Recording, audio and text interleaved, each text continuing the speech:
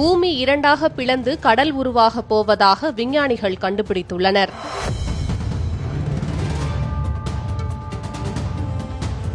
தெற்கு ஆப்பிரிக்காவில் பூமிக்கு கீழே அசாதாரணமான நிகழ்வு நடந்து வருவதாக சவுதாம்ப்டன் பல்கலைக்கழக ஆராய்ச்சியாளர்கள் கண்டுபிடித்துள்ளனர். 3 டெக்டோனிக் தட்டுக்கள் சந்திக்கும் எத்தியோப்பியாவின் அஃபார் பகுதியில் ஒருவித அதிர்வுகள் ஏற்படுகிறதாம். இது கிட்டத்தட்ட இதயத்தின் துடிப்பை போலவே ஏற்படுவதை அவர்கள் கண்டறிந்துள்ளனர். உருகிய மேக்மா பூமியின் மேலடுக்கை கீழே இருந்து தாக்குவதால் இந்த நிகழ்வு ஏற்படுகிறது. இது படிப்படியாக அந்த கண்டத்தை கிழித்து ஒரு புதிய கடலை உருவாக்கும் என்று ஆராய்ச்சியாளர்கள் சொல்கிறார்கள்.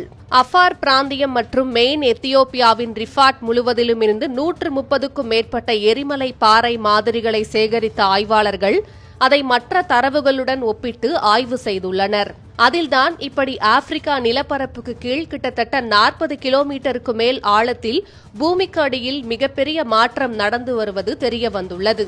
இதுகுறித்து ஆய்வாளர்கள் கூறுகையில், இங்குள்ள கெமிக்கல்களை பார்க்கும்போது அது இதய துடிப்பை போல துடிப்பது தெளிவாக தெரிகிறது.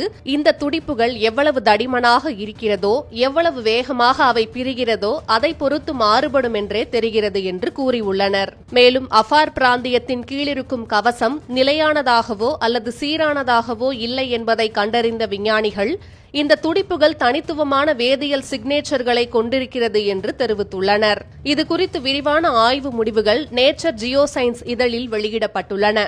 அதில் டெக்டோனிக் தட்டுக்கள் மேண்டில் மேல் நோக்கி பாய்வதை எவ்வாறு பாதிக்கின்றன என்பது விளக்கப்பட்டுள்ளது. இப்படி கண்டம் பிளவுபடுவதால் ஒரு புதிய கடல் படுகை உருவாகும். அதே நேரம் இந்த பிளவு உடனடியாக ஏற்படாது.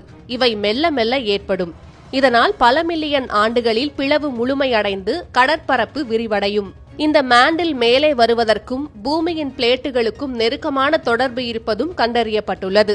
இந்த ஆராய்ச்சியின் மூலம் எரிமலை வெடிப்பு, பூகம்பம் மற்றும் கண்டம் உடையும் செயல்முறையை புரிந்து கொள்ள உதவும் என்று ஆய்வாளர்கள் தெரிவித்துள்ளனர்.